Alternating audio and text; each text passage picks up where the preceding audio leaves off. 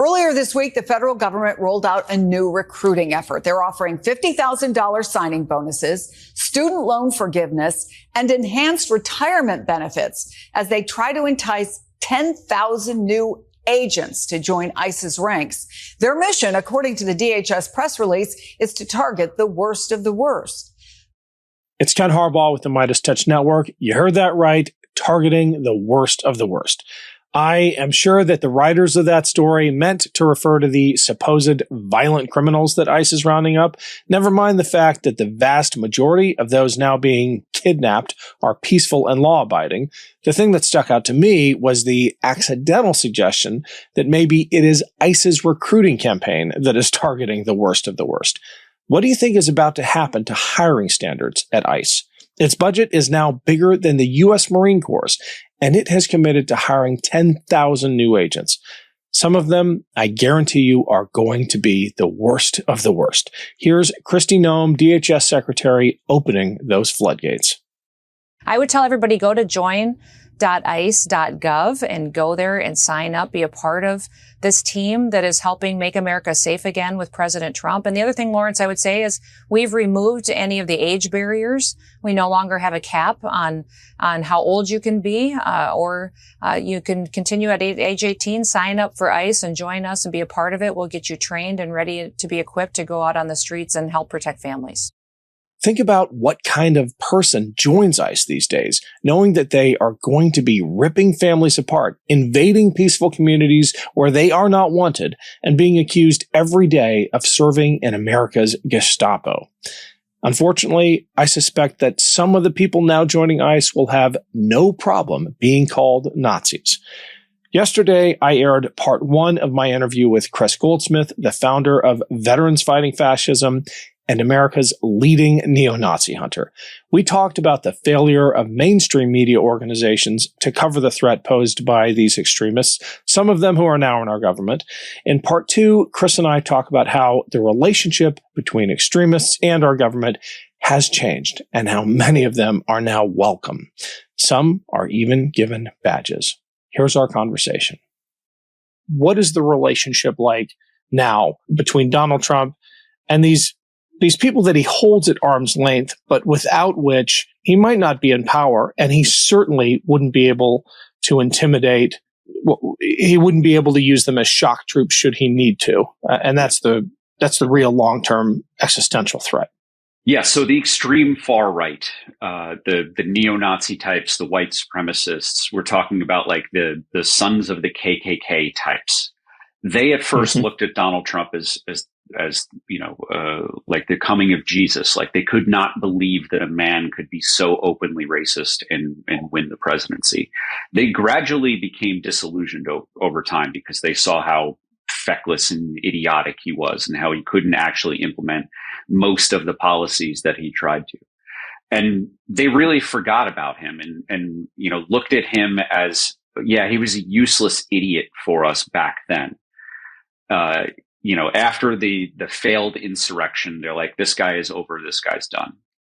But they have very quickly done a 180 again, now that he's returned to the presidency and he's engaged again, not just in racist, white supremacist policies, but the retribution, the punishment of the perceived enemies, the going after DEI, diversity, equity, and inclusion, making sure that colleges are whiter, have fewer immigrants, you know, killing studies on the way that people of color and immigrants in the United States have suffered for their identity. They are now looking at him as holy shit. He is doing everything and more than we possibly could have hoped. And they are thrilled. And honestly, you know, we've talked about this in a previous episode. A lot of these extremist organizations, they are almost feeling like they don't have to mobilize anymore because they're looking at what ICE does and they're just going, oh my God, like this is everything that we wanted to happen here in this country. Have people just getting their doors kicked down because they're brown in skin. these extremist organizations are still following Trump and do have the kind of the 2020 era stand back, stand by. Like they're waiting for that kind of thing, and they're still hoping for a civil war, because that's what acceleration is all about. The term acceleration, when ascribed to these extremists, is about accelerating the downfall of democracy, of the government of the United States. And they see Donald Trump doing everything that he can to bring down the government of the United States, its legitimacy, from left and right, from the perspectives of left and right. So everything that he is doing, every way that he fails is catastrophic for our democracy and is a tremendous victory for the worst of the worst kind of domestic extremists, which, again, the point of this documentary is we have gone from vulnerable to this to exporting it. We are now, we have our own form of ISIS, right? Like ISIS came from the Levant, and it exported extremism, that brand of extremism, around the world. The United States is now doing that with white supremacy. Hey, it's Ken Harbaugh. Quick break to say thank you to everyone who's been following and supporting this show and this channel. None of it happens without you. And if you haven't yet subscribed to my Substack page, I'd really appreciate the follow. It's a great way to make sure you never miss an episode. It's free to sign up. And if you're able to pitch in a few bucks, every dollar goes back into the show. Just search for The Ken Harbaugh Show on Substack or click the link below. Thanks. I want to build on your observation about ICE and the relationship or the esteem with which these extremist groups hold ICE, because I've been doing a little bit of digging into ICE's expansion plans. Let me just remind the audience that their budget is now bigger than the United States Marine Corps. It's bigger than almost every militaries on Earth, and bigger than our own Marine Corps. That's what they have to play with in building up their internal police state Gestapo force. And I'm relating it to the issue of extremism because it's got to make you wonder where they are going to draw their recruits from. I mean, the Border Patrol a few years ago struggled to find a few thousand qualified people and ended up bringing in folks who had rap sheets as long as my arm. I got to believe that ICE is going to lower standards pretty dramatically. And the type of people who want to do that work are going to be the people you research.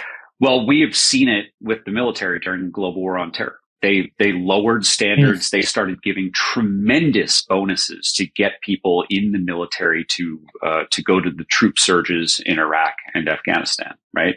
Because those wars became unpopular. And it became very clear that if you go to these wars, there's a very good chance that you're going to, if you come home, physically complete, you're going to leave a piece of you there that is never going to be brought back, right? That is what is going to happen with ICE. In order for ICE to expand its workforce so dramatically, it's not just going to be open to recruiting radical extremists. It's going to be open to recruiting people who are not intelligent and emotionally stable enough to carry a fucking firearm. And that is the scariest thing that we're going to be facing. When this happened in Vietnam during the draft, there were still standards, right? But as the United States military got more and more desperate, they dropped the standards, like fell through the floor. They were inducting people into the military, training them for combat and sending them overseas who do not belong in a workplace because they are disabled. And those people had a life expectancy rating of like a third or less of their colleagues. And not only that, when they were with a platoon, the whole platoon had a lower life expectancy. So how does that manifest if we have idiots, people who do not belong in uniform, going out on ICE raids? We have more people pulling triggers when they shouldn't. And it's something that folks, at least in Iraq, used to talk about when we used to go out with the Iraqi army, who were terribly undertrained, with the language difference and the cultural differences. It was impossible for us to get these people to train like us and to act like us. And what we would experience is stupid, silly mistakes that a drill sergeant would have snapped out of us instantaneously in basic training, like holding a firearm just by the pistol grip. I would be on patrol and there'd be an Iraqi army guy holding his AK by the pistol grip, and he would accidentally put his finger on the trigger and it would rise up and it would just shoot everywhere. And everyone around would think we're being ambushed, and now they just start shooting. There'd be a death blossom, right? There'd be people just getting, hit with rounds everywhere. And that happened countless times throughout the global war on terror. That is what we're in for when ICE starts recruiting untrained, incompetent people and starts handing out firearms and continues going on these types of raids. Yeah, well, it's going to get a lot worse before it gets better. Chris, we like to end on a high note. I don't know how to tee this up, man, but it's dark times. You know what? What's Veterans Fighting Fascism up to? Any recent wins? Yeah, so let's keep it short. So if folks want to watch this documentary, World White Hate, they can find it on YouTube. There's an English version. It's about 80 to 90 minutes. If you want to read about it and my experience being involved in it, you can go to onoffense.substack.com. If you want to support my work, the best way to do it is through Substack. That is direct to me. It supports my family, supports my work. And we are going to be more fully engaged in the nonprofit side when I return from my parental leave. So after Labor Day, Veterans Fighting Fascism, Task Force Butler, we're going to be really cranking things up. So stand by, make sure that you're on our email list. Visit taskforcebutler.org and veteransfightingfascism.org. And final point, the reason I'm here, the reason that I come on this show, the reason that I write, the reason that I run these nonprofits is because I believe we can still win. So as bad as things feel, as bad as things are going to be, Ken and I, we are here to fight. So just don't feel hopeless. I'm not here just to give you bad news. Follow me on Substack. I will give you, every time that I write, something to do to help preserve your democracy. The link is right below. Thanks, Chris. As always, we'll check again with you next week. Thank you, Ken. New Meidas merch drop. Check out the latest pro-democracy sticker packs, t-shirts, hats, sweatshirts, and more. All at store.meidastouch.com.